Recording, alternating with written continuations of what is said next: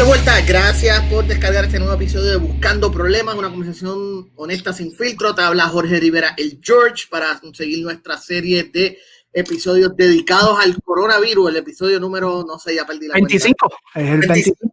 Nice, bodas de plata, ¿verdad? Sería la peseta. Sí, la peseta.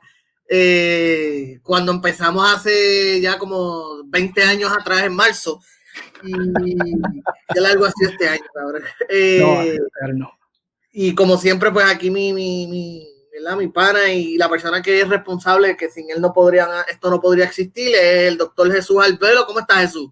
George, muy bien, muy contento de estar aquí otra vez después del fin de semana largo del Labor Day, que no pudimos grabar, pero nada, esto aquí de vuelta a la carga y muy contento de estar aquí. Y también tengo que hacer un anuncio especial. Ya yo lo hice en las redes, pero tengo, pues obviamente por respeto a ti y agradecimiento a ti y a los radioescuchas, tengo que hacer este statement. Bueno, el primero es que yo, pues, el statement usual, que mis expresiones aquí no representan a las expresiones, a la agencia a la cual esto está escrito, ni tampoco al país a la cual esa agencia está escrita, que solamente representan mis opiniones como ciudadano y individuo y puertorriqueño preocupado por la pandemia de coronavirus. El segundo statement es que hoy tuve una conversación con el candidato a la gobernación del Partido Popular Democrático, Carlos Delgado Altieri, conocido como Charlie Delgado, donde pues, conversamos sobre temas relacionados a la ciencia, cambio climático y la pandemia. Y esto, pues voy a estar colaborando con él en el desarrollo de la plataforma del Partido Popular Democrático en esa área, y como asociación científico esto va a ser de forma voluntaria. Tengo que decir que ellos me contactaron a mí aproximadamente como 3 semanas antes de las primarias. Yo no estaba afiliado a ningún candidato. Para los que saben aquí, yo fui asesor científico de David Bernier. También la gente de las redes lo sabe. Cuando sabe que yo fui asesor científico de David Bernier en mis tiempos de postdoc en MIT, y me contactaron gente que había colaborado en la campaña de David Bernier, que están asociados en la campaña de Charlie Delgado. Me hicieron un acercamiento y me dijeron, mira, que queremos hablar contigo cuando ganemos las primarias. Me contactaron después de las primarias. Las reuniones pues, se demoraron, y hoy por fin hubo una reunión y un diálogo donde pues tuvimos unas conversaciones y son temas, en este tipo de cuestiones, cuando uno conversa con un candidato, uno tiene que sentar unas bases por decir así, como unos entendimientos, es como si fuera un contrato verbal de, okay, ¿qué es lo que tú crees en esto? ¿Tú crees en esto? ¿Yo creo en esto? ¿Tú crees en esto? Lo que yo creo, cosas así, y llegar como un acuerdo verbal. Y pues hoy pues tengo que decir que me sorprendió gratamente. Es la primera vez que hablo con Charlie de su posición, y de que está sumamente consciente en temas relacionados a la pandemia. Me impresionó también algunos temas que me mencionó sobre la ciencia, que yo francamente no me lo esperaba. Así que y pues me pidieron ayuda para ayudarlos con varios temas, y pues yo accedí. Tengo que decir que esto otra vez es una forma, mi asesoramiento y mi ayuda a Charlie Delgado y a la plataforma del partido es de una forma voluntaria. Yo nunca cobro por dar asesoría, tampoco puedo cobrar por mi posición en el gobierno federal, y también tengo que hacerlo fuera de mis horas laborables del gobierno, porque yo, algunos de ustedes lo han escuchado, han leído la famosa ley Hatch. Eso me pone unas restricciones a mí y todo empleado federal de qué cosas podemos y no podemos hacer si vamos a estar colaborando en campaña. Por ejemplo, yo no puedo directamente pedir donativos a Charlie Delgado. Yo ni puedo organizar fuentes de recaudación. Eso incluye también las redes sociales. Así que ustedes no me van a ver dándole ni like ni RT a nada de Charlie Delgado, y mucho menos en lo que tenga que ver con recaudación de fondos. Yo no puedo colaborar con él ni en la campaña en horas laborables. Todo tiene que ser fuera de horas laborables, los fines de semana. Así que no me van a ver en las redes sociales fotuteando a favor de él ni nada. Sí, pues se lo digo aquí porque yo para el 2016, cuando fui asesor de Bernier, lo dije en las redes. Y para mí es bien importante que la gente lo sepa. Hay personas muchas personas me asesoran siempre de no hacer el anuncio. Yo difiero de ello. Yo siempre, pues, en esta área siempre me gusta ser transparente y decir las cosas como son, y que la gente sepa porque yo estoy asociado con un candidato en particular, y es porque yo genuinamente pues en esta área creo que una persona que, primero porque me contactaron, esa es una, casi siempre pues, a mí me contactan para pedir ayuda y yo valoro eso, que me contacten, y dos, pues me da una oportunidad a mí de plasmar mis ideas en lo que yo creo que debería ser la ciencia en Puerto Rico. Claro, eso una cosa es la plataforma y otra cosa es si se logra la victoria, cómo sería la implementación de la ciencia en Puerto Rico. Pues, uno, estamos quebrados, dos, somos colonia y tres, estamos sujetos a lo que diga la Junta. Y otra vez porque hay otros intereses. Ya hemos visto cómo ha pasado en la orden ejecutiva con el Task Force económico y todas esas cosas. Así que, pero nada, otra vez, dando el statement aquí, es bien importante decirlo a la audiencia, porque pues, se merecen ese respeto y esa deferencia, y siempre le agradezco a George, a ti también, ese espacio por esto, y pues siempre haré lo mejor posible de hacer un análisis objetivo e imparcial, y aquí como critiqué el PNP y critiqué el PPD por lo que estaban haciendo en las campañas, pues lo haré aquí. Y también se lo diré a Charlie cuando ocurran cosas como esas, y pues mira, tienen que tomar cartas en el asunto porque esto no es chiste. Así que nada, con eso pues quería dejarlo ahí, y yo nuevamente muchas gracias a George y a los podcasteros que nos escuchan. Y gracias a ti, me alegro más todavía que donas este tiempo, este de tu tiempo, especialmente un domingo. La verdad que si yo tuviera que cobrar, yo tuviera que, ¿verdad?, pagar por el servicio que tú estás aquí, que es tan valioso, yo hubiera tenido que vender los gatos, el carro, las nalgas, hubiera tenido que vender todo, tendría que estar viviendo, porque es invaluable lo que tú haces, realmente eres un recurso y siempre lo he dicho. Aparte de eso, felicidades, te dieron un premio en tu trabajo, de verdad que te felicito. En tu trabajo también reconocieron, ¿verdad?, el esfuerzo que has hecho. Así que felicidades por eso. ¿De qué Gracias, era? es un trabajo, es un premio que yo no sabía ni siquiera que existía. Sé de otros premios que usualmente se tardan mucho más en otorgar, pero es lo que se llama el Special Award Act. Es como que es una especie de premio de aquellos que dan la milla extra en tiempo necesario, y pues el premio particularmente que me dieron fue por mi contribución a organizar los datos para tomar las decisiones en las propuestas relacionadas a la emergencia del coronavirus. Y pues yo no me esperaba esto en lo más mínimo, me tomó por sorpresa. Eso no me da un papel, de hecho me dieron un premio monetario, lo cual no lo voy a decir. Y la verdad es que yo ni sabía que existía ese tipo de premio en el gobierno federal. Yo me quedé sorprendido, yo le di las gracias a mi supervisora y a mi jefe por la contribución, y yo pues lo compartí en las redes, pues también para decir eso, pues que pues que estas cosas también son importantes pues decirlas, pues al igual cuando yo cometo errores pues lo digo, pero también pues cuando tengo aciertos y pues me dan este tipo de cosas que yo francamente no ando buscando, pues son buenos para mí, para mi autoestima, y los viejos estaban bien contentos, mi tía estaba bien contenta, la gente de trabajo estaba bien contenta, muchas de mis amistades me llamaron y me felicitaron, así que yo pues les agradezco a ellos el apoyo, y para mí por lo menos este premio me toca bastante porque pues me tocó trabajar en mi área con ingenieros en un momento de crisis, y todavía sigo trabajando. O sea, esto no es tampoco como hizo el Task Force científico, donde se dieron palmaditas en la espalda y se fueron de Fortaleza, o mejor dicho, lo sacaron de Fortaleza.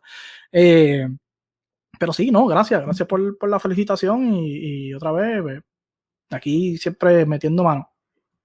No, mano, de la felicidad, me alegré mucho cuando lo vi, y realmente estoy 100% que te lo mereces. No puedes decirlo la parte monetaria, pero yo estoy seguro que este PlayStation 5 está más cerca que nunca, que va a ver si lo anuncian finalmente ya esta semana. Que ustedes no lo saben, pero fuera del aire, Julio y yo lo que hablamos es de los juegos que estamos jugando, de las consolas, peleamos. Nosotros somos gamers, hablamos de videojuegos, de series, somos unos nerds a muerte. Así que nada, pues vamos a hablar de esto, mano, porque obviamente, bueno, lo de la semana pasada hay un tema, pero quería ir rápidamente a la orden ejecutiva que se dio esta semana. Esta pasada semana la gobernadora pues flexibilizó todavía más las restricciones, De hecho, hoy fui a un almacén y pues ya están vendiendo de todo. Está todo abierto, las playas se volvieron a abrir, los gimnasios, los cines vuelven a abrir, aunque con algunas limitaciones, pero básicamente todo vuelve a abrir. Y lo más curioso de todo es que esto me estuvo bien curioso porque lo de que disolvieron los task force fue algo que la gente más bien dedujo versus que lo hayan anunciado. O sea, me estuvo bien curiosa la forma. Nada, en términos generales, hermano, las nuevas directrices de la orden ejecutiva que te dejaron saber. Pues nada, que obviamente el Task Force económico es quien lleva la voz cantante en la discusión. Y eso no debe sorprender a nadie. Nosotros prácticamente podemos decir que no debe sorprendernos porque yo diría que desde principios de mayo, nosotros ya se veía cómo el gobierno de Puerto Rico estaba reaccionando y estaba trabajando en los asuntos de las aperturas económicas. Así que no me sorprende. Era de esperarse, o sea, se ha visto la estrategia de los medios entre comillas, el Task Force Ciudadano, que carajo sea eso, lo del Task Force Económico. Ha habido peleas entre el Task Force Médico, que incluye científicos y médicos, ellos se han peleado entre ellos. Y tampoco hay, y esto es una cosa que duele decirlo, pero es la realidad, es que las ciencias en Puerto Rico no son una estructura organizada ni fuerte en comparación con otros países. En Uruguay había llegado un gobierno nuevo para marzo y como que a los 11 días pues azotó lo de la pandemia. El gobierno de Uruguay, entre comillas, o sea, por decirlo así, un gobierno de derecha, lo primero que hizo fue acudir a la Academia de Ciencias de Uruguay y ellos tienen un task force, por lo menos no es un task force, es un consejo asesor nacional y que mínimo ese task force tiene 60 personas, incluyendo matemáticos, sociólogos, economistas, y es liderado por el presidente de la Academia Nacional de Ciencias de Uruguay, que es un biomédico. Lo que se compone en la parte, hay otro task force, por decirlo así, otro grupo asesor, que es de más de 150 millones de personas, que es la parte de hacer pruebas moleculares y serológicas. Eso es Uruguay. Y eso te habla de la capacidad estructural, y cuando yo hablo de la estructura, yo hablo de la organización y años de experiencia de política pública y de trabajo de las ciencias de Uruguay, que le brinda, y obviamente de la madurez política que también que hay en ese país, donde incluso un gobierno de derecha, o sea, incluso yo leí una entrevista del ministro de Salud, así de Uruguay, le están diciendo, pero usted es de derecha, y dice, sí, pero en la ciencia eso no importa, en la ciencia la izquierda y la derecha son fábulas, en la ciencia es 2 más 2 igual a 4, y es verdad. O sea, al fin y al cabo, tú tienes que saber trabajar con la ciencia y eso, independientemente si tú eres un gobierno o de derecha o izquierda, mira a Bolsonaro que es de derecha y mira a Manuel López Obrador que es de izquierda. Los dos no les ha ido muy bien. Así que en ese sentido, pues la gente tiene que entender que la política es así y lo que se vio en la orden ejecutiva, pues obviamente es una excepción, pero a mí no me sorprende. Sí tengo que decir que muchos colegas científicos, particularmente científicos ya establecidos puertorriqueños en la diáspora y en Puerto Rico, y muchos de ellos estudiantes a nivel doctoral, estaban sumamente decepcionados y pues se descargaron en las redes en contra del fideicomiso por lo que dijeron, lo que hicieron, pero pues estaba conversando con alguien hoy que es estudiante doctoral y le estaba explicando, mira, en el fideicomiso aún así tiene que ejecutar política pública porque el fideicomiso está escrito al Departamento de Desarrollo Económico y de Comercio y eso es una agencia ejecutiva. Así que el Task Force médico, que en su mayoría son profesores de la UPR, ellos no tienen que ejecutar la política pública ni la directriz de Wanda Vázquez porque ellos no están adscritos a una agencia ejecutiva, están adscritos a la UPR, que es un ente independiente. Sí, pues el representante del Departamento de Salud, ahí el Departamento de Salud que está adscrito o que estamos adscritos al Task Force, sí, también tiene que ejecutar política pública. Y en muchos casos, pues pasan cosas como esta, donde pues el Task Force científico pues tiene que ejecutar lo que pida Wanda Vázquez, aunque no le guste. Y algunas personas están diciendo, pero ¿por qué ellos ahora se van a otros lugares a comentar? Y el Task Force médico diciendo que ellos no recomendaron lo que la Wanda Vázquez está diciendo. Bueno, es que el Task Force médico no es la primera vez que ellos dicen que Wanda Vázquez ha hecho órdenes ejecutivas en contra de sus recomendaciones. Esa es una. O sea, ellos lo han dicho ya anteriormente públicamente, lo dijeron en una publicación de un paper, lo dijeron ahí. Bueno, y la gente quería ver que ellos lo dijeran en una conferencia de prensa. Pura y llanamente eso no va a pasar. Y aquí rompiendo un poquito ¿verdad? De mi posición, pero Anthony Fauci nunca se ha puesto, ustedes nunca han visto ni tampoco van a ver un Anthony Fauci en una conferencia de prensa contradiciendo a Donald Trump. ¿Ustedes han visto eso? Yo quiero que ustedes se sientan a pensar. Incluso los asesores ahí nunca se han puesto a contradecir la presidenta Trump, nunca en una conferencia de prensa. Eso no se hace. Porque si está un mal precedente y a la larga, esa persona que está ahí, que es el ejecutivo, tú le respondes a esa persona, te guste o no. Y tú nunca vas a hacer lucir mal a esa persona en un lugar público.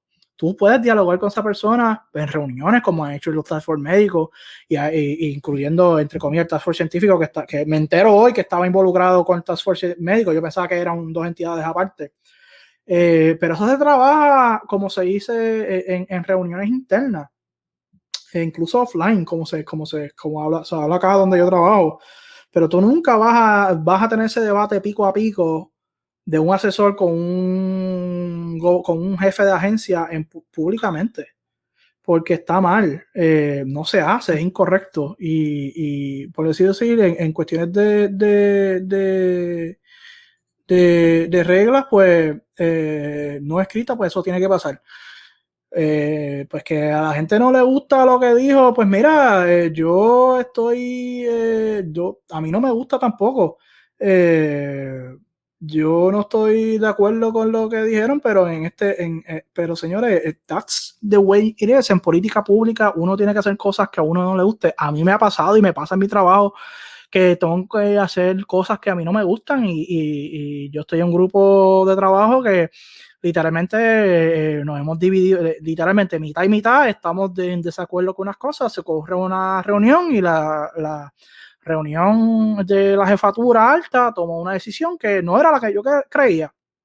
Y el jefe del grupo, pues que él y yo compartimos la reunión, él vino conmigo, él habló y se quería disculpar. Yo, no te preocupes, o sea, yo entiendo estas cosas y por qué ocurren lo que ocurre y por qué hay que perseguir. Y yo le dije a él, yo agradezco mucho tu liderazgo en todo esto y pues hay que seguir en conjunto. Y uno tiene que tener ese tipo de madurez para uno seguir. Ahora, también, si uno entiende que eso va totalmente en contra de sus principios, pues uno renuncia. Uno toma esa decisión y uno renuncia. Ahora, el renunciar también tiene sus consecuencias. Tú renuncias significa que tú estás solo. Y en Puerto Rico, el que alguien del fideicomiso renuncie, yo no creo que va a haber mucha gente en el sector público que lo vaya a absorber. Esa es una. Y en el sector privado van a haber muy poco. O sea, probablemente esa persona, si renuncia, tiene que empezarse a buscar trabajo allá afuera, que esa es una. Y tomemos el ejemplo de David Capó. David Capó se reunió con el secretario de salud, él estuvo 2 meses en el departamento y él habló con el secretario de salud y a él le ofrecieron un contrato para hacer otras cosas y él dijo que no. Y él dijo después que él salió del Departamento de Salud, él tuvo entrevista y dijo, mira, yo me fui por esto y lo otro, estas son las cosas que están pasando en el Departamento de Salud y me voy. Y él manejó, por decirlo así, el proceso como es. Y yo creo que está trabajando en el sector privado. ¿En qué parte? No sé, probablemente en algún laboratorio, algún hospital, y de seguro que le va a dar la misma maravilla. Pero en estas cosas hay que tener mucho cuidado y yo lo digo porque sé que la intención de muchos, particularmente de muchos estudiantes de doctorado, es buena. Pero tienen que entender que en la área de política pública es así. Don't hate the player, hate the game. Así es el asunto. Y si tú no estás para ejecutar, y si tú no vas a ejecutar, te tienes que hacer el ahora. Tú tienes también, y como yo dije, eso tiene sus consecuencias. Y la otra consecuencia también es que van a poner a alguien que sí va a ejecutar, que no le importa un carajo, y es así que va a servir de sello. Así que usted tiene la opción de quedarse ahí y con todo y eso como está la situación, que es adversa que a usted le guste, usted tiene que trabajar la situación lo mejor posible en esas áreas. Mire, yo conozco a la que es asesora científica del gobierno de la República Dominicana para el asunto del cambio climático para las Naciones Unidas. Excelente persona. Y ella me dijo a mí una vez que en una de las reuniones de la IPCC, el que estaba trabajando las negociaciones con las Naciones Unidas representando a Australia, en esa misma semana hubo un cambio de gobierno en Australia y esa persona pues siempre ha sido bien pro del cambio climático, vamos a seguir lo que diga aquí y perfecto, pero el gobierno que ganó era un gobierno que dijo, pues nosotros no queremos seguir la pie de la letra lo que diga la IPCC ni lo que diga el Tratado de París.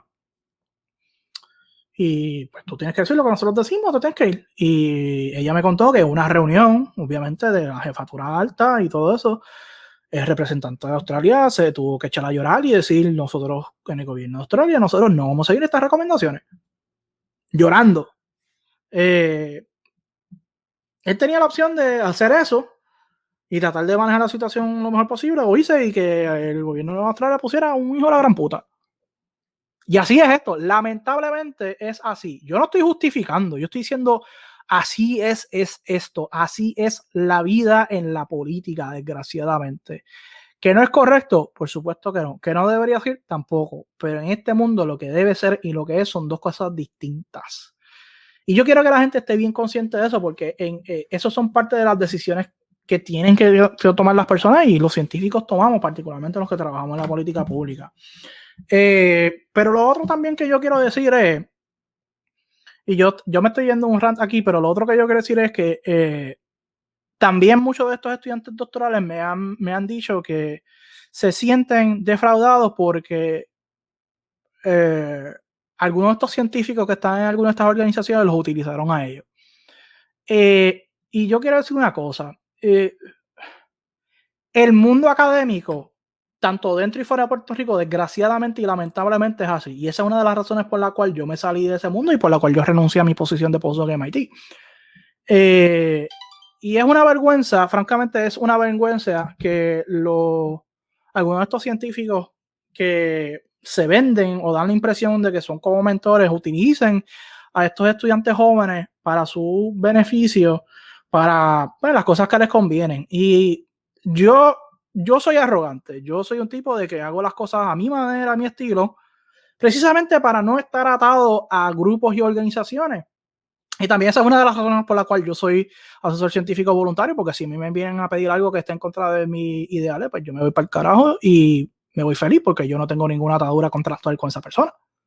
Porque a mí no me pueden obligar a hacer un carajo, ni decir lo que yo quiera.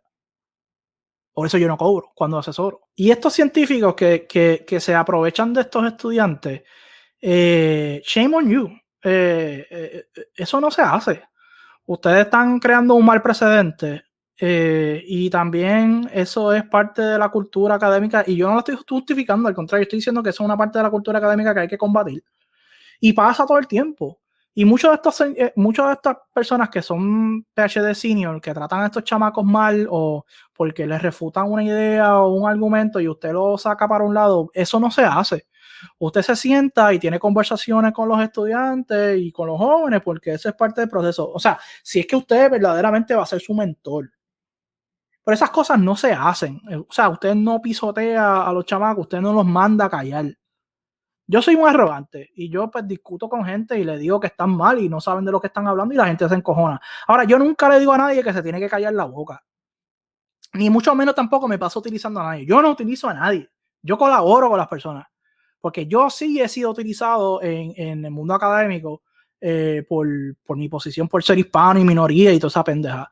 Y yo odio eso. Yo no me presto para esas cosas.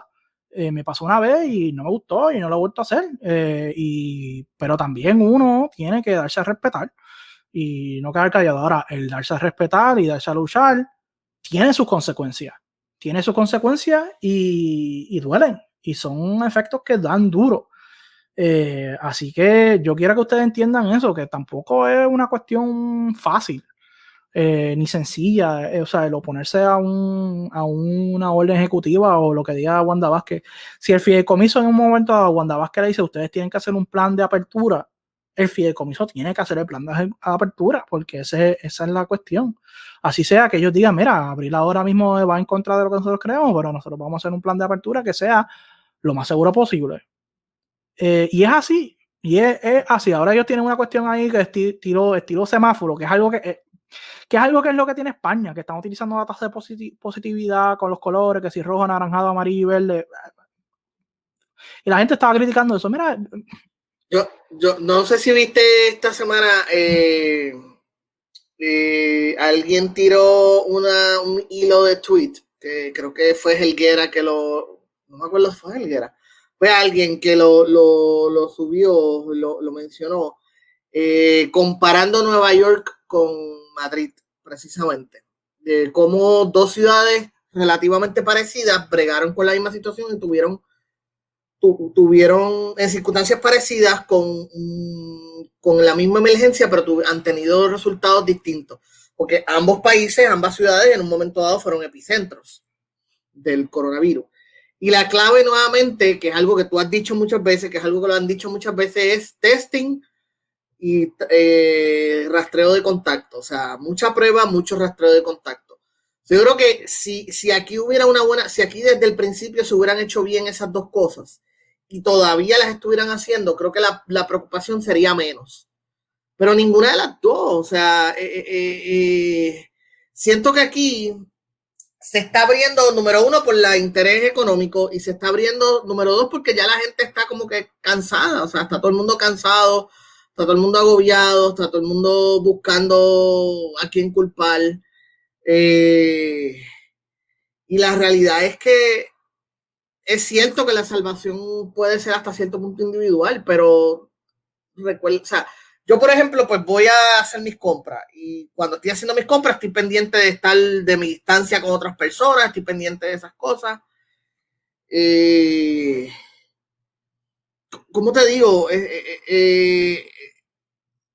No sé, o sea, es ese agotamiento, a todos nos pasa, a mí me pasa, a ti te pasa.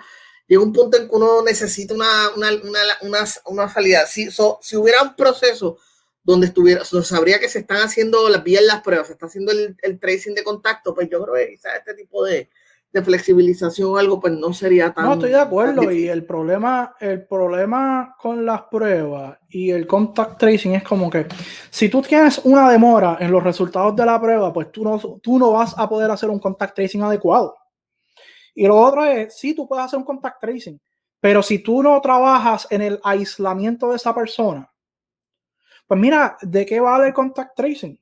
Porque sí, o sea, tú logras identificar personas y decir, mira, te tienes que quedar y esto y lo otro, pero si tú no tienes una forma como pues, pasa en otros países donde literalmente con esas personas y las aíslan para que es un confinamiento, prácticamente los meten presos, pues tú no vas a poder controlar la situación como corresponde. Eso sumado con la demora de los resultados de las pruebas, porque no hay un sistema de datos integrado. Encima de eso estaba leyendo que la parte de eso tiene el acrónimo que utilizan la red de contact tracer municipal, pues parece que tampoco está uniforme, parece que hay una discrepancia en los datos, que eso también pues crea problemas. Y eso limita, o sea, eso crea problemas y tú diste un punto que es bien importante. Ya se está notando, por lo menos en las redes, y muchas personas que me han escrito, mira, yo conozco una persona que es tecnóloga médica y renunció a uno de sus trabajos y ella dice, mira, yo no puedo, ya estoy cansada, el estrés me tiene alta, el estar exponiéndome con pacientes para estar bregando con las muestras, no puedo. Yo soy madre soltera, tengo una hija, esto es fuerte. Y es verdad, esto es fuerte. A mí me preocupa mucho mi padre. Mi padre cumplió 68 años cuando estuvo en Puerto Rico y ya hace poco tuvo su primera paciente en un hospital, una niña de 1 año. O sea, yo me preocupo muchísimo por él y por mi familia, porque ellos están en la línea de fuego todo el tiempo, todos los días ellos salen a la clínica a trabajar.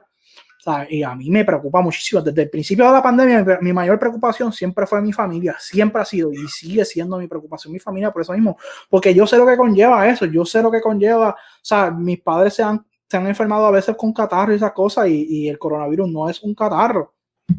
Y de hecho, esta semana pasada falleció, creo que la séptima, no, perdóname. Bueno, falleció otra terapista. La segunda terapista respiratoria. Espérate, me puse muda. Según leí, esto lo salió noticia, la segunda terapista falleció por contagiarse coronavirus, y el número de médicos, yo creo que van 5 o 6 médicos que han fallecido, más de 60 creo que se han contagiado, y enfermeras también, según había leído, más de 300 enfermeros y enfermeras se habían contagiado. O sea, que es un tema que tampoco se habla.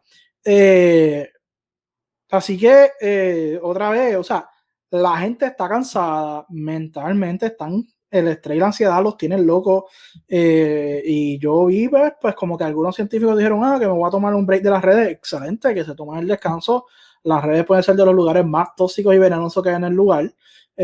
Yo me cogí mis vacaciones, yo tuve una semana de vacaciones, no se lo dije a nadie, y me tomé mis descansos y todas esas cosas, pero el asunto de la apertura económica, pues nosotros lo dijimos aquí, yo pienso que el mes de mayo fue un mes yo pienso que si hubieran abierto en junio, si hubieran mantenido la economía cerrada, si hubieran mantenido las restricciones en el mes de mayo y hubieran utilizado ese mes para blindarse bien y prepararse bien, la historia en Puerto Rico hubiera sido un poco distinta. Quizás hubiéramos tenido también los mismos incidentes que pasaron con los viajeros, con los muchachos estos de Forex, quizás hubiera pasado, pero el manejo hubiera sido mucho mejor de lo que hay ahora, y de seguro hubiera habido un aumento de casos. Siempre que hay flexibilización de economía, va a haber aumento de casos. El problema es cómo uno hace esa apertura económica, cómo uno hace esa flexibilización. Y en Puerto Rico no hemos sido efectivos en eso, y entonces pues la gobernadora pues abrió los cines, abrió las playas y abrió los casinos, y pues mire, si usted quiere ir al cine y ir al casino, lo puede hacer. Yo no lo recomiendo en estos tiempos, pero ya yo vi fotos de gente haciendo fila para los casinos, ya yo vi fotos de gente en las playas, que las playas tampoco es muy peligroso. Ahora, si se apiña las playas, eso tampoco evita mucho el contagio. Sí, va a ser mucho menos que un lugar cerrado, pero todavía sigue siendo un factor de riesgo de contagiarse. Así que esas son cosas que la gente tiene que entender, pero otra vez, ya nosotros habíamos visto lo que estaba pasando, y pues Wanda Vázquez disolvió los Task Force. Yo lo he dicho aquí, que para qué tener un Task Force médico si tú no vas a seguir las recomendaciones de ellos, y que lo disolviera. Y yo creo que eso es lo mejor que hizo Wanda Vázquez. Yo la felicito. Lo único que a mí es que me incomoda es que pues no ha habido una estrategia de vacunación, no la hay. Y antes de hablar de eso, sé que quieres hablar de ese tema, pero quería lo que mencionaste de los chamacos de Forex, que fue, para el que no sepa, pues fue unos videos que se salieron de este grupo de personas envueltas en... No voy a hablar mucho de eso, del revolú ese de Forex, que se salieron unos videos de ellos bailando, fiestando, todos pegados unos a los otros, bla, bla, bla, bla. Y se ve entonces nuevamente, en cierta parte, cuando uno es chamaco, cuando uno es joven, uno no piensa en las consecuencias de los actos, tanto como cuando ya uno llega a cierta edad. Y uno es como que, ay, eso no me va a dar a mí, o si me da a mí, eso no me va a matar, y que sé yo qué, bla, bla, bla, bla. Pero eso me dice también que ha habido un fallo en la educación o en la comunicación de qué se trata. Y lo digo porque en las redes sociales también veo mucha resistencia. Y tú sabes que esto, pues, nuevamente lo hacemos para aclarar mitos y desmentir falsedades. He visto también un resurgir de estas ideas o estos memes o estas conspiraciones de que las muertes por COVID están exagerando y que le están adjudicando muertes por COVID a a cosas que tengan que ver con otra cosa. Nuevamente, y me gustaría, de verdad, y aprovechar estos minutos para recordarles a la gente, usted se puede morir por COVID porque el COVID es una condición que afecta a los pulmones y de hecho ahora sabemos que estamos aprendiendo que afecta a otras cosas. Pero si usted tiene una condición, por ejemplo, usted padece del corazón, usted padece de asma, es diabético, algún tipo tiene su sistema de inmunidad está débil y le da COVID y esa condición médica que usted tiene empeora debido al COVID, pues usted sí murió de COVID. La muerte de usted se va a decir que es por COVID. O sea, eso es como funciona. Y ahí, pues, a Jesús me puede aclarar eso, si estoy diciendo disparates o no. Pero el hecho de que usted tenga un problema del corazón y usted se murió, le dio COVID y se murió del corazón porque se empeoró debido al COVID, pues usted fue víctima del COVID, aunque haya tenido una condición anterior del corazón. Porque si a usted no le hubiera dado COVID, pues esa situación no lo hubiera empeorado y no se hubiera muerto del corazón probablemente. Sí, mira, ese spin, ¿verdad? Ese tipo de spin que empezaron a sacar, eso fue Alex Jones y Ben Shapiro, cuando la CDC y Breitbart y todo eso, cuando la CDC dijo que solamente un 9% de la gente muere, específicamente muere por coronavirus. Y la realidad es que, o sea, ¿a quién tú conoces? Dime tú, ¿a quién tú conoces que esté 100% saludable? Nosotros somos seres humanos, todos tenemos nuestras condiciones, nuestros padecimientos. Yo soy asmático. Hay personas que son obesas, hay personas que son diabéticas, que padecen de la presión, del colesterol. Por ser hombre, esto pues nos afecta más duro, aunque eso todavía se está debatiendo. Si por la edad, todos esos factores contribuyen a que si te da el coronavirus, pues que sean unas cuestiones en los adversos. Lo del grupo de Forex es interesante porque ellos son, por lo menos en Puerto Rico y particularmente en Twitter, son los más, yo no sé si decir vocales, por lo menos son los más consistentes que he leído, que ellos se oponen, ellos dicen que el coronavirus es un hoax, que las antenas 5G, y estos son estupideces que ese grupo de Puerto Rico repite porque viene de allá afuera. Y es otra vez, es la misma estrategia de estar extrapolando cosas que se dan en Estados Unidos y tratando de aplicarla en Puerto Rico. Y como tú dices, son chamacos, o sea, son chamacos jóvenes. Ahora vimos esta semana que arrestaron a tres por ahí y los llevaron a las cortes y pues mira, que asuman las consecuencias de sus acciones. O sea, el Puerto Rico no es Estados Unidos. Por más que tengamos pasaporte, por más que seamos colonia de Estados Unidos, Puerto Rico no es Estados Unidos. En Puerto Rico hay unas consecuencias en esto de la pandemia y se está viendo, o sea, para bien o para mal, pues a esos muchachos los arrestaron. Para mí, para bien que los hayan arrestado y que aprendan que esto no es así, o sea, que Puerto Rico es distinto, o sea, el que tú vengas tú seas un techie bro de California y vengas a dar una charla aquí de Forex en una finca y que tienes un party sin mascarilla, pues tú tienes consecuencias. Esto no es así. Puerto Rico no es California, Puerto Rico no es Texas, Puerto Rico no es Massachusetts, Puerto Rico no es Nueva York, Puerto Rico es Puerto Rico. Y tú tienes que bregar con eso, o sea, y lo que digan las redes y lo que es realidad son dos cosas distintas. Ahora, y ahí también, pues, esa parte me preocupa porque lo hemos dicho aquí anteriormente, mientras más se vaya acercando, por decirlo así, la fecha de la apertura o la fecha donde salga la vacuna, los bots y los memes y los ataques de los rusos y los chinos en cuestión de desinformación van a dispararse. Y una de las cosas que me gustaría aquí más adelante es si podemos atraer a Orlan, a Nieto, a Mr. Tonita, que él sabe de estos asuntos de los bots rusos y de los chinos, e incluso Irán, para ver cómo él nos podía decir cómo él predeciría que pudiera ocurrir aquí, porque una de las cosas también es que esa gente también escribe en español e inglés. Así que lo que pasa en Estados Unidos, pues va a pasar en Puerto Rico, y yo creo que va a ser esa estrategia va a pasar en las redes. Y eso se va a tener que combatir con una combinación de educación y de suprimir esas páginas de desinformación en las redes.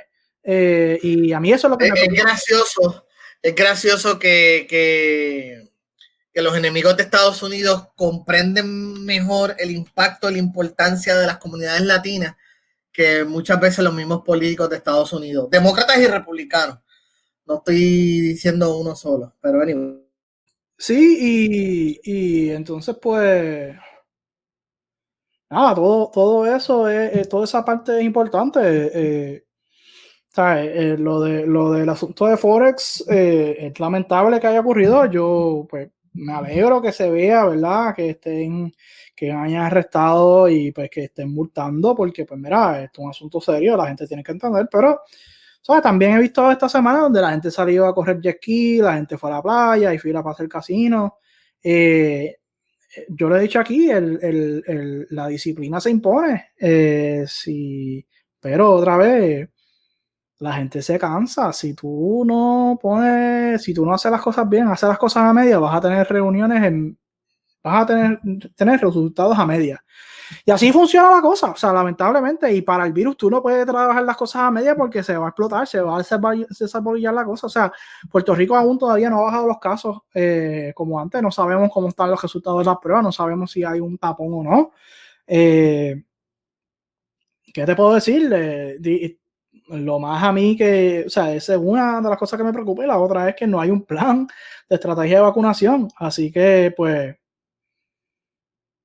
Wanda Vázquez ya perdió las elecciones, no está en campaña, ella es la gobernadora saliente sí o sí.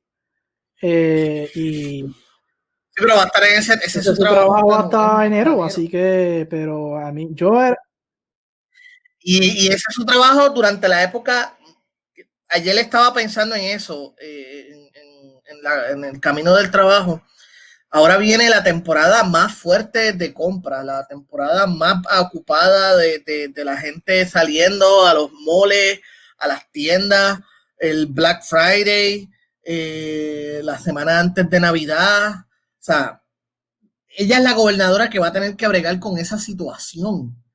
Ella es la persona que tiene encargada, que va a tener que liderar a Puerto Rico durante esa situación. ¿Cómo tú logras manejar?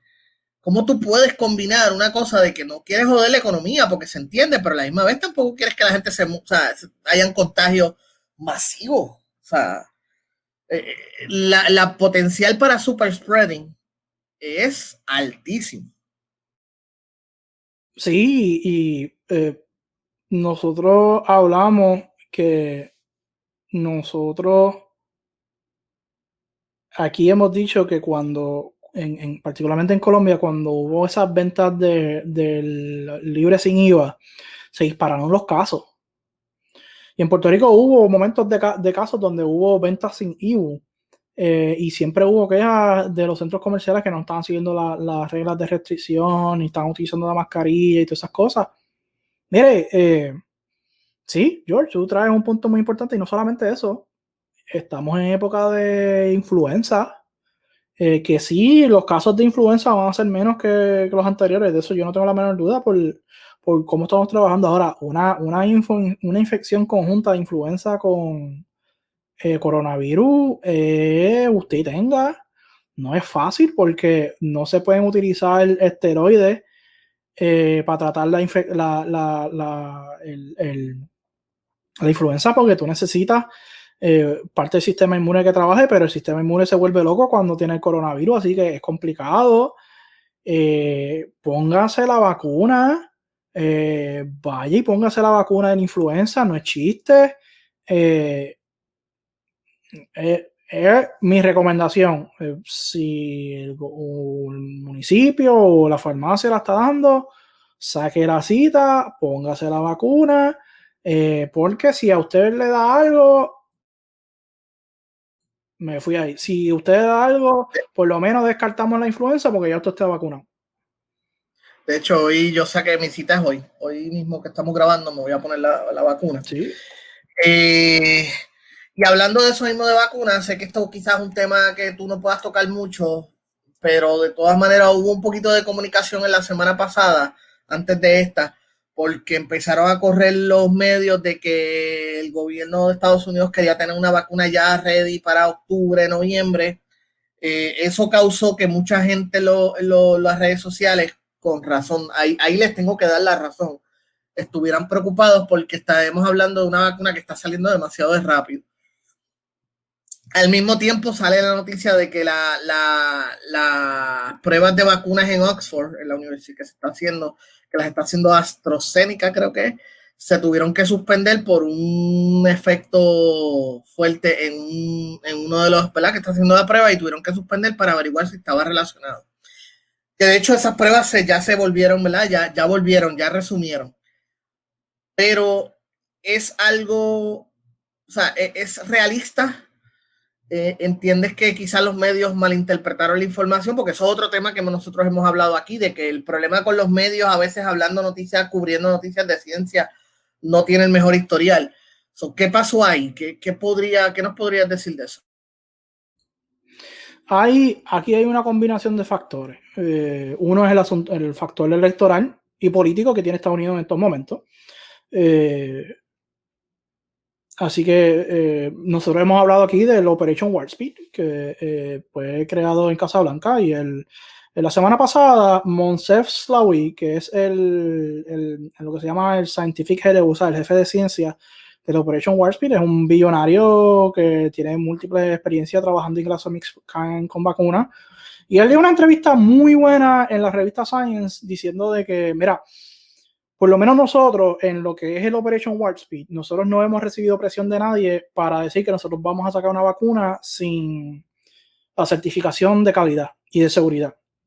Eso él lo ha dicho. Y él dice que si en algún momento dado a ellos lo obligan, el primero que va a renunciar es él. A todo el mundo, particularmente a mí, me encanta, y yo lo he dicho aquí, una de las cosas por la cual yo quiero que salga la vacuna lo más pronto posible es porque es en la connotación histórica y en el proceso histórico que nos encontramos ahora mismo en la humanidad, es un reto grande para los científicos sacar una vacuna rápida y segura. Y ya nosotros tuvimos a John aquí. John dice, mira, la vacuna si no va a estar segura no va a salir. También en esta semana o la semana antipasada, esto salió en los medios, pero no se dio mucho foro. Las compañías, lo que es Pfizer, AstraZeneca, Moderna, dijeron como que nosotros no vamos a sacar la vacuna. Nosotros no vamos a sacar la vacuna si no tiene la certificación final y la aprobación final de la FDA. Punto. No la vamos a sacar. Porque ellos entienden que sacar una vacuna mal hecha le va a tener su efecto, o sea, les va a dar duro donde le mande que es el bolsillo, y la reputación se va a ir por el suelo, y va a ser mucho peor mover la parte de vacunar a la gente. Pero también hay muchos científicos que están preocupados. Yo estuve hablando esta semana con una colega en el trabajo, y ella me preguntó de la vacuna que yo pensaba, y yo dije, no, cuando salga yo me la pongo sí o sí, cuando salga. Y ella dijo que no, yo me la pongo después que yo vote. Y mira qué interesante, yo me la voy a poner después que yo vote. Que obviamente tiene la atadura electoral por ese asunto. Así que hay preocupación legítima en estos asuntos, tanto por los medios que por los científicos, por lo que se ha dicho, ¿verdad? De que se quiere sacar una vacuna lo más pronto posible. Que es una pena porque no se ha hablado, ¿verdad? No se ha dado esa conversación de por qué sería bueno que saliera una vacuna a tiempo récord y saliera segura. Van a haber vacunas, y esto lo dijo Moncef Slaoui, lo dijo. Habemos como en Operation Warp Speed en estos momentos, o sea, que con los que estamos colaborando, o sea, a nivel mundial van a haber como 9 vacunas que ya están en fase, hay 9 vacunas que están en fase clinical trial 3. Y van a haber vacunas que, como dice, they're gonna hit the wall, o sea, van a haber vacunas que simplemente van a llegar a la pared y se van a reventar porque no van a tener éxito. Y es así, señores, la ciencia funciona. Y como George dijo, en AstraZeneca se paralizó el estudio clínico porque hubo un candidato, un paciente que fue vacunado, que tuvo un efecto adverso severo. Aparentemente esta persona pues tuvo problemas con la espina dorsal y pues se paralizó. Y esto es común. Yo quiero que la gente entienda que esto es común. Estas cosas pasan no solamente con vacunas, pasan con medicamentos. Cuando se está probando, ocurre este tipo de cosas y se paraliza. En la fase 2 de Clinical Trial de Moderna, salieron personas diciendo que con la dosis alta, pues tuvieron efectos adversos. Para eso se hacen estos estudios, para entender la eficacia y por qué ocurren estas cosas. O sea, se paralizó y se regresó rápido. O sea, eso significa que posiblemente a esa persona pues ya no va a estar en tratamiento o sigue con la vacunación, pero posiblemente el efecto que tuvo esta persona no necesariamente está relacionada con la vacuna. Sí. Y aquí quiero traer algo, yo creo que lo había mencionado en otro episodio y lo hablamos fuera del aire. Había un tweet que salió hace un tiempo y que me gustó mucho y no le saqué screenshot. Le di RT, pero no le di RT, pero no le di screenshot. Y es un pensamiento de que uno de los problemas que está ocurriendo ahora mismo con el asunto del coronavirus es que la audiencia masiva, la gente, está viendo el proceso científico en tiempo real. Y la audiencia, o sea, nosotros estamos acostumbrados a que la ciencia nos las reporten, nos las entreguen en ya servida, ya hecha. O sea, muchísimas veces usted ha escuchado en un noticiario, un estudio demuestra tal cosa, un estudio demuestra qué sé yo qué, tal medicina, o un estudio nuevo demuestra que hay qué sé yo qué. O sea, cuando nos hablan de ciencia en los medios masivos, siempre es después que ya pasó todo ese proceso. O sea, la ciencia es algo que estamos acostumbrados a que nos la sirvan con el plato ya hecho, ya servido, ya ready para consumir. Y por primera vez en tiempos modernos estamos viendo el proceso, estamos viendo la cocina, estamos viendo los ingredientes, estamos viendo cómo el cocinero parte los ingredientes, estamos descubriendo que a algunas personas algunos ingredientes les hacen daño, estamos viendo todo ese proceso al que no estamos acostumbrados a ver en tiempo real, más allá de quizás en una película o en una serie.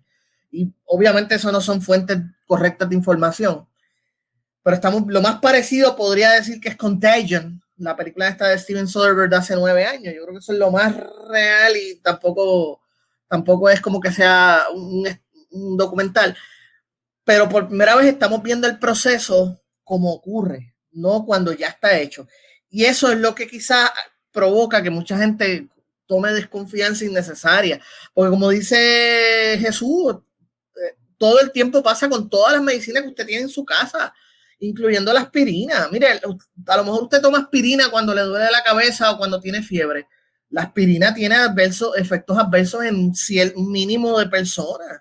Hay medicinas que usted está acostumbrado, que usted ni las piensa. Ese líquido, ese NyQuil, por decir ¿verdad? Ese jarabe para la tos que usted está acostumbrado a tomarse cuando le rasca un poquito la garganta, eso hay gente que no lo puede tomar, que le provoca o tiene ingredientes que pueden ser adversos para ¿verdad? Para cierta persona. Un ejemplo, cuando mi esposa tiene catarro o algo, yo le tengo que comprar a ella un jarabe del catarro sin color, porque ella es diabética y por tanto ella no puede ella tiene que tomar un jarabe específicamente para ella por ser diabética, que es transparente, no tiene color ni colorante, porque el colorante tiene unos ingredientes que le hace daño a los diabéticos.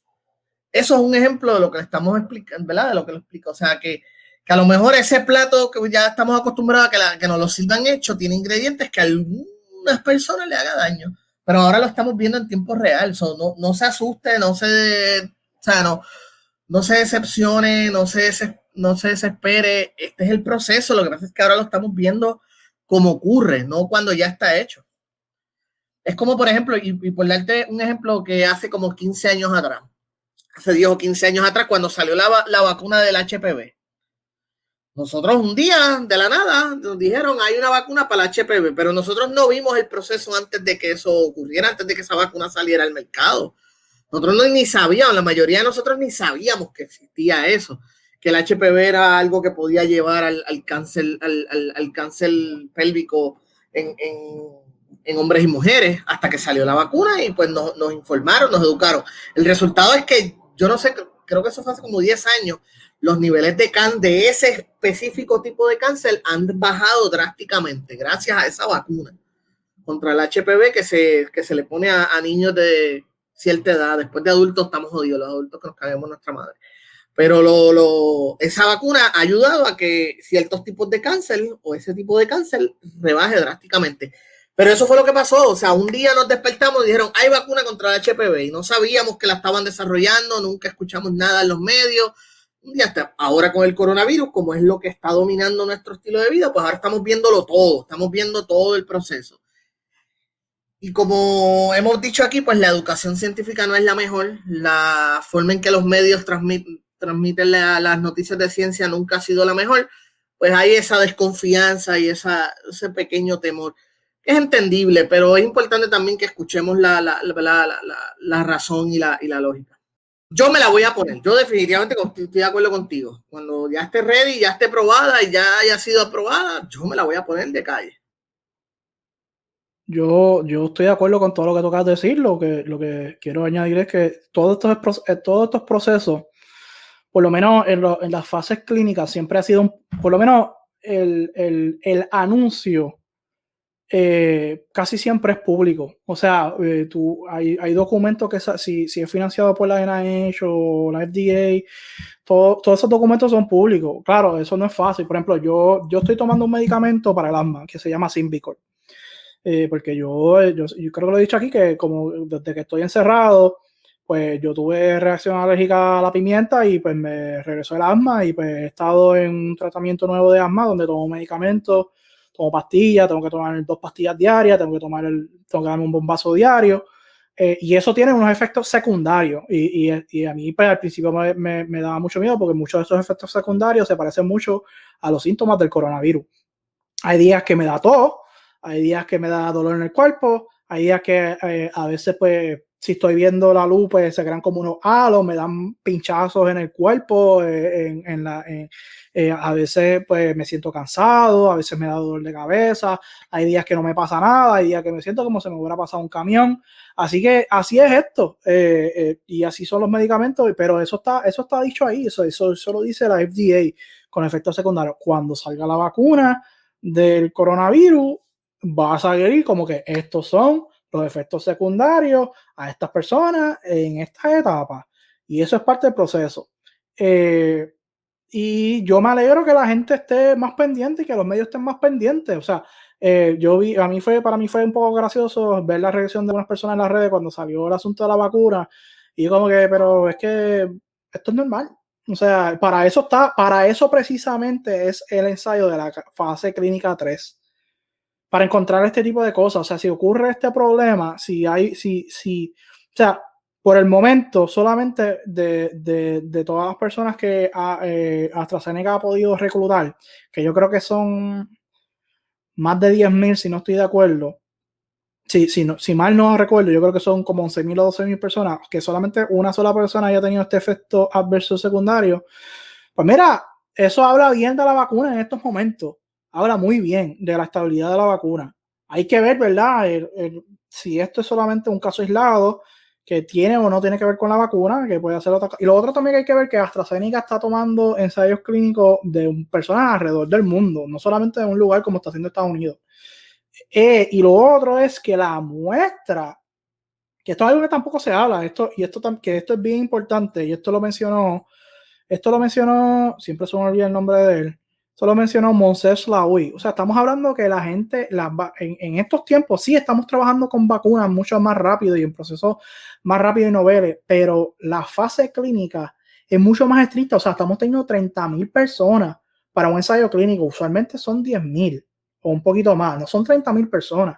Así que en este momento, por lo menos en lo que es Moderna, Pfizer y AstraZeneca, cada cual tiene 30,000 personas cada uno. Cada uno tiene 30,000 personas. O sea que el banco del rango de personas es mucho más.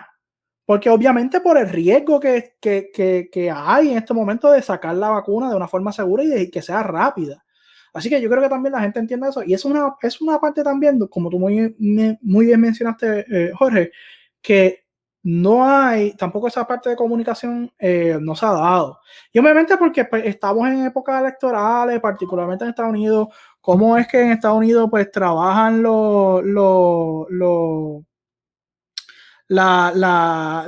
particularmente la oposición y algunos medios, ¿verdad? Donde rápido le buscan los spin por la idiosincrasia política estadounidense y de los medios estadounidenses, pues se dan este tipo de reacciones, en la cual nosotros, Puerto Rico, para bien o para mal, estamos de una forma u otra relacionados a ese contexto. En otras partes del mundo es distinto, se visualiza distinta, la conversación distinta. Y yo en lo personal pienso que por lo menos la conversación en Puerto Rico en torno a las vacunas no es similar a la de Estados Unidos. Ahora, en Puerto Rico también tiene que haber una estrategia, uno, un plan de vacunación y otro, tiene que haber una estrategia de educación. Porque y eso lo dijo Mariola aquí. Mariola lo dijo aquí, que tiene que haber una estrategia bien fuerte de educación para campaña de vacunación.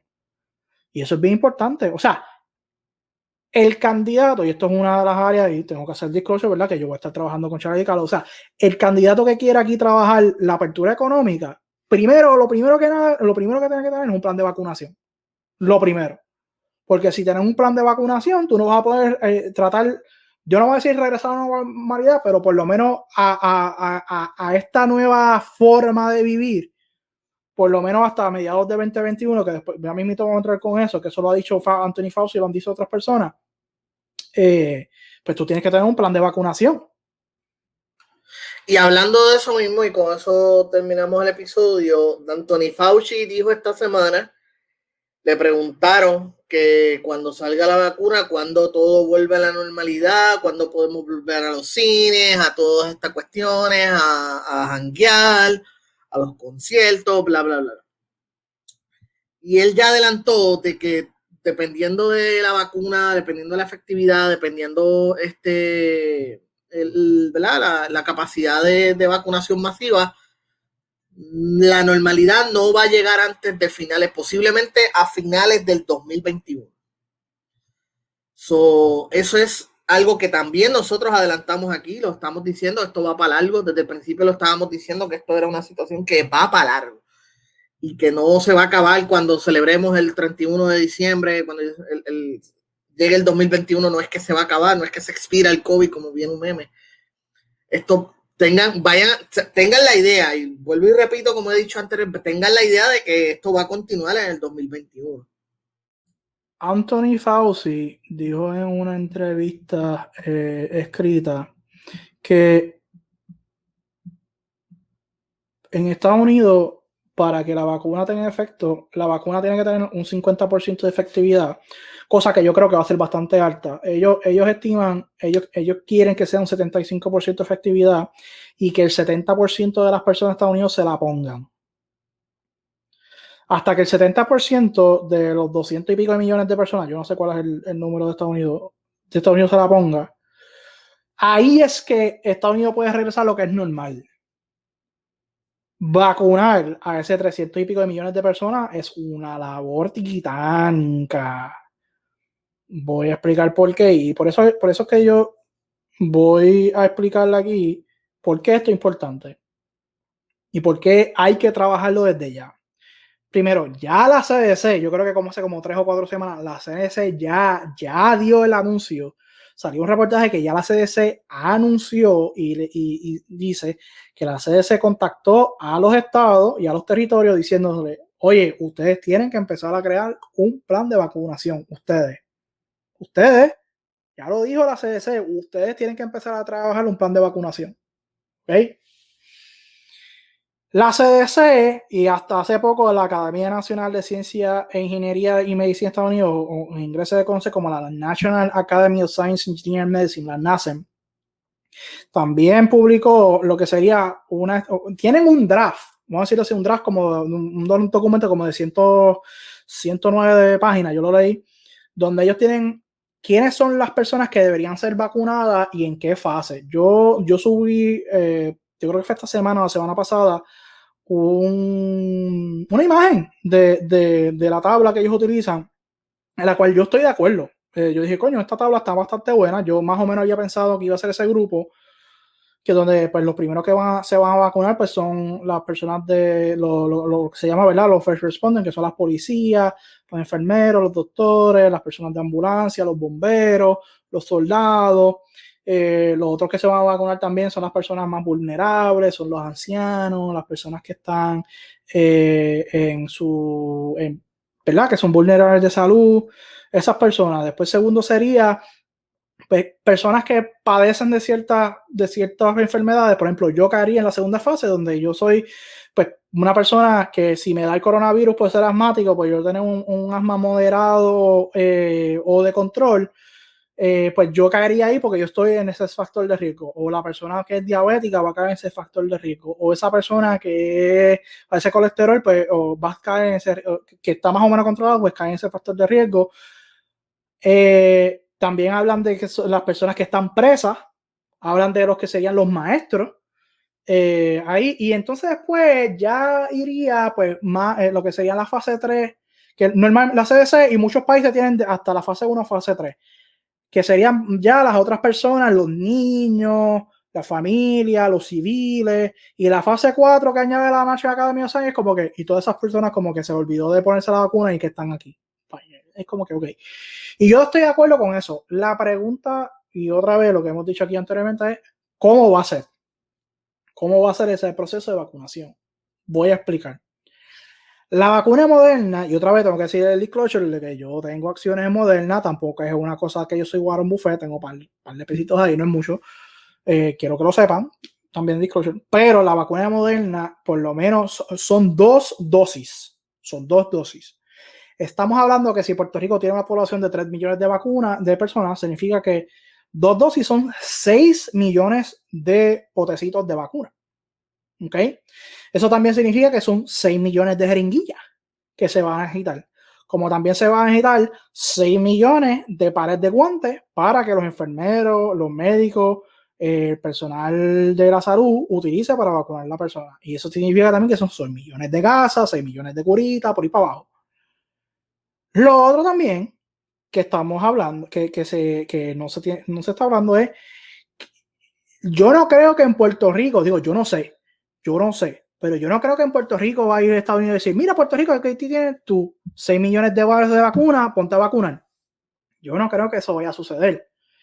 Pero si esa parte, pero Puerto Rico tiene que trabajar y tener ¿verdad? Unos planes de etapas de vacunación si ocurre eso. Si nos dan las vacunas, vamos a decir, si nos dan 250,000 vados adelante, después medio millón, Puerto Rico tiene que tener una estrategia de a quiénes son los que van a vacunar y en qué regiones de Puerto Rico que se van a vacunar, y para eso tú necesitas bioético. Para eso tú necesitas gente que de bioética que te diga, mira, a base de esto se va a vacunar, estas son las personas que vamos a vacunar y así es como se va a vacunar. Lo otro, la vacuna Moderna utiliza RNA, que no es un material genético, es el material que va antes que se produzca el DNA. El RNA es lo que en algunos casos utilizan los virus para contagiarse. O sea, el virus se inserta en el DNA, se replica y lo que se llama el ácido ribonucleico, que es el ribonucleic acid, el RNA, eso es lo que contiene la vacuna, utiliza fragmentos de RNA. Trabajar con material genético y trabajar con RNA y con DNA, tú necesitas tener refrigeración de negativo 80 grados Celsius o negativo 20 grados Celsius. Y esta es una de las cosas que mi viejo me había dicho desde hace mucho tiempo. Me dice, esa vacuna Moderna, qué bueno que sea efectiva, pero el proceso de refrigeración va a ser un huevo. Y la pregunta es, ¿dónde en Puerto Rico nosotros vamos a poder poner esas vacunas en un almacenaje? Yo estoy pensando que van a tener que ser los contenedores de refrigeración de los distribuidores. La pregunta es, ¿hay espacio para poner esas vacunas? ¿Cuánto tiempo se va a poner esas vacunas ahí? ¿En qué regiones de Puerto Rico se van a poner esas vacunas? Lo otro es, si nosotros vacunamos los first responders, que eso es fácil, porque eso, pues, la Guardia Nacional está ¿verdad? En ciertas casas y lugares específicamente de Puerto Rico, pues, tomando muestras moleculares, pues, ellos ahí mismo pudieran vacunar a las personas. Los first responders van ahí y se vacunan. Perfecto. Pero, ¿y la otra población? ¿Cómo tú vas a trabajar eso? O sea, estamos hablando que son 2 dosis. Eso significa que si tú tienes la primera dosis, tú no puedes salir a la calle así porque sí. Significa que tú vas a tener que, ¿cómo nosotros vamos a llevar la vacunación a las personas? O sea, las personas que están en centro envejeciente, pues fácil, porque tú llevas a los soldados, el personal médico directamente allí. A los que están presos también tú los llevas ahí directamente. Ahora, pero ¿cómo hacemos con familias con niños? ¿Cómo hacemos eso? ¿Cómo entonces desciframos si no hay suficientes vacunas a estas personas que son diabéticas, que son de hipertensión, que son obesas, que vayan y se vacunen? Y no solamente eso, ¿a dónde es que se van a llevar a vacunar? ¿Van a hacer a través de la farmacia? ¿Van a hacer en las clínicas de los médicos? O lo que yo propongo, y no tiene que estar escrito sobre pérdida, es que se utilicen las escuelas donde mismo las personas van y votan. Yo utilizaría las escuelas como un centro de vacunación. Yo creo que es una forma que se puede dialogar. No creo que sea única. Posiblemente va a ser una combinación entre eso y farmacia y clínica masiva. Yo me recuerdo, esto es un recuerdo viejo, de que las vacunaciones masivas ocurrían en las escuelas. Era como que un día, era 1 o 2 días que se vacunaba en aquellos tiempos contra pues las cosas, ¿no? Viruela, sarampión, verificaban qué vacunas estuvieran atrasadas o algo así. Un recuerdo viejo, estoy hablando fácilmente 4º, 5º grado. Claro, no, y en Puerto Rico siempre ha sido así, las vacunaciones masivas para los niños, así en las escuelas. Incluso yo creo que en un momento dado hasta las escuelas privadas el gobierno iba y vacunaba. Eso ya no pasa. Y el problema también es que nosotros no tenemos suficientes médicos ni suficientes enfermeros para hacer eso, que es otro factor. Por eso yo creo que se van a tener que utilizar las escuelas, pero las escuelas no pueden estar abiertas. O sea, así como se utilizan las escuelas para centros de votación, yo creo que ahí se pueden utilizar las escuelas para que las personas vayan. Yo diría, mira, cógete toda una semana. Da la semana libre. Y tú dices, estas personas, estas familias, en estas regiones, nosotros vamos a ir llevando personas a vacunar. Hazlo por apellido. Es una forma que se puede hacer. Por apellido, estas familias van y se vacunan. Y tú vas trabajando, terminaste la semana o 2 semanas y después haces exactamente lo mismo al mes siguiente. Y así. Así es como yo lo visualizo, porque a mí me encantaría que todos los niños se vacunen en las escuelas, pero no podemos abrir las escuelas porque el virus todavía está por ahí. Por lo menos es lo que yo pienso que se podría hacer en Puerto Rico. Claro, del dicho al hecho hay mucho trecho. Así que esa parte va a ser difícil, y eso es parte de lo que a mí me va a tocar, pues, dialogar y trabajar en la campaña de Charlie Delgado. Aquí tienen la primicia. Los otros candidatos, otras personas, si se quieren robar la idea, bienvenidos sea. Si alguien la utiliza y es exitosa, alegría bomba. Lo importante aquí es que en Puerto Rico tenga un plan de vacunación y que todo el mundo se pueda proteger con esta vacuna y podamos regresar a una vida o lo que yo llamaría una nueva normalidad lo más pronto posible. Pero para eso se necesita una campaña de vacunación sumamente estricta, severa. Tiene que haber mucha disciplina, tiene que haber colaboración, tiene que haber cooperación. Y eso no es fácil. Eso toma recursos, y nosotros somos un país quebrado, pelado, con menos médicos y con menos enfermeras cada vez más. Y encima de eso, mezclado con el problema, ¿verdad?, de las estrategias de desinformación que se utilizan en las redes.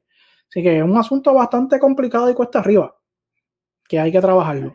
Sí, vamos a invitar a Nieto para que hablar de eso, precisamente de cómo la desinformación, ¿verdad?, se trabaja, y si conseguimos, y si hay alguien que trabaje en medios técnicos que quiera venir también para hablarnos de eso, o sea, tecnológico.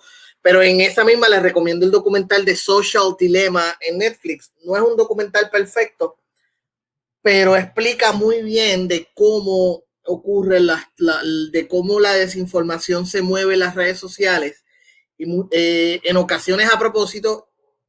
Bueno, no en ocasiones a propósito, pero la motivación es lo que varía. Muchas veces es por los intereses geopolíticos de otros países queriendo desestabilizar a Estados Unidos, haciéndolo efectivamente, como hemos visto en los últimos 5 o 6 años, logrando desestabilizar Estados Unidos y por carambola Puerto Rico a medida de la desinformación, usando las redes sociales. Y en otras, la motivación es sencillamente mantenerlo a usted pegado.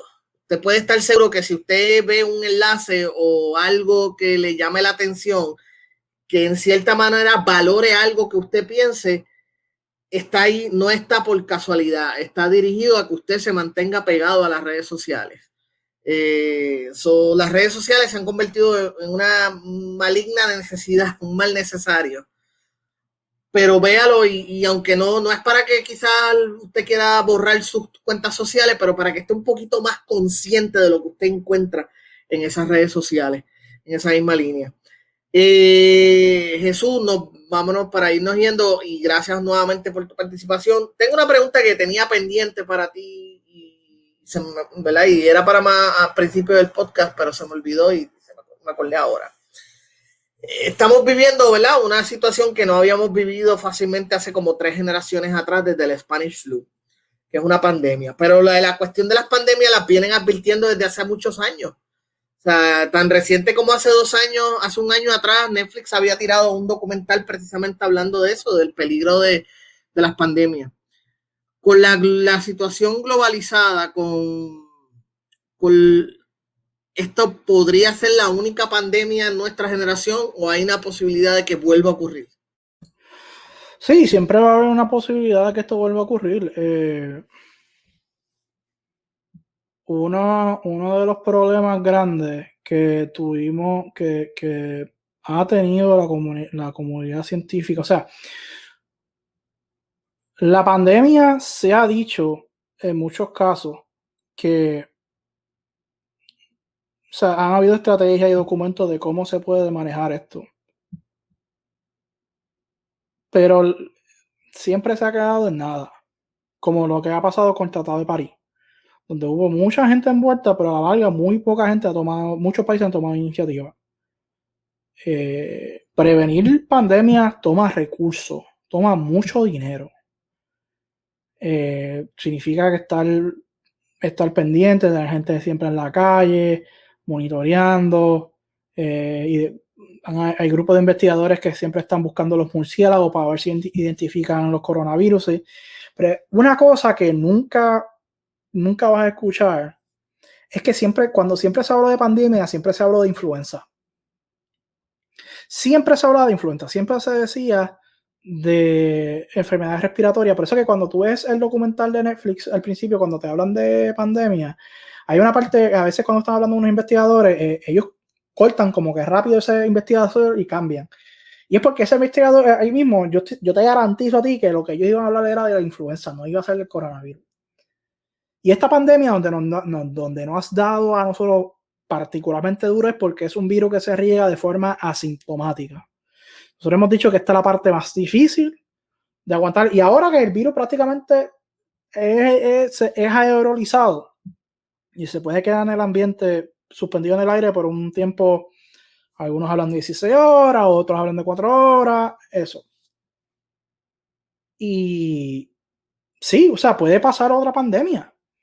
Puede ocurrir otra pandemia, como que no sea de un virus, puede ser de una bacteria, puede ser de un prión, que de eso yo no voy a hablar de lo que son priones ahora.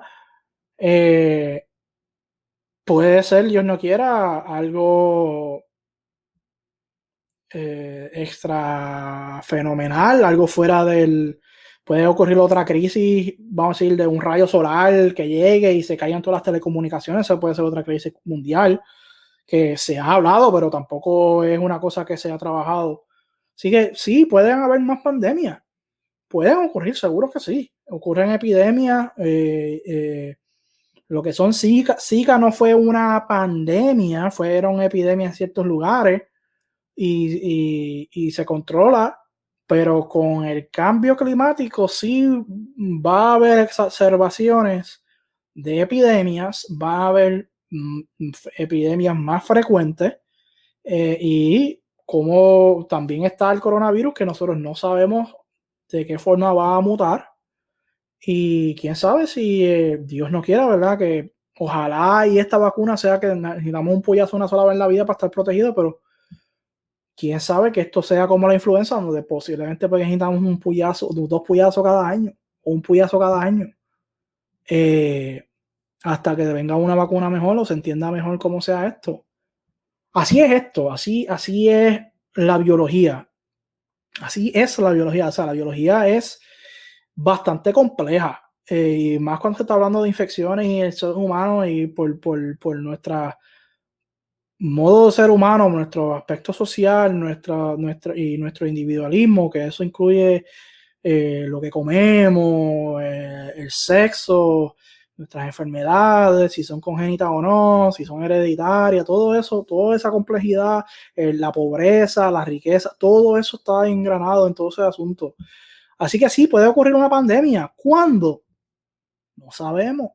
Puede ocurrir de aquí a 5 años, de aquí a 10 años, puede pasar otros 100 años más si es que el ser humano sigue de pie en este planeta Tierra y si es que no nos quemamos con el efecto del cambio climático, pero de que puede ocurrir seguro. Ahora, hay que trabajarlo. Eso requiere mucho dinero, mucha coordinación mundial, cosa que es difícil porque se está viendo ahora, ¿verdad?, de cómo la Organización Mundial es una organización muy atada a los países que son miembros, que no tiene mucho dinero, hay mucha política envuelta. Obviamente con ¿verdad?, la geopolítica de cómo algunos de estos países, incluyendo Estados Unidos, China, Brasil, Rusia, México, son cada vez más nacionalistas. Eso significa que van a jalar más para su lado. Tiene sus consecuencias. Así que esa es mi respuesta a esa pregunta, George. Y con eso nos vamos, Jesús. Gracias nuevamente. Felicidades por la otra vez, ¿verdad? Por tu nueva posición. Digo, no posición, pero tú sabes, tu nuevo como asesor científico nuevamente. También por el premio que te ganaste. Gracias muchas por lo que haces aquí, ¿verdad? Por donarle tu tiempo para estos episodios. A ustedes los que nos escuchan, muchísimas gracias por compartir, por su feedback, que siempre lo leemos y siempre tomamos en cuenta. Vamos a seguir trayendo invitados también. Y nada, y como siempre les decimos, pues lávese las manos, mantenga distancia, use mascarilla y trate de no salir de su casa si no es necesario. Así que manténgase a salvo, cuídese mucho y hasta la próxima.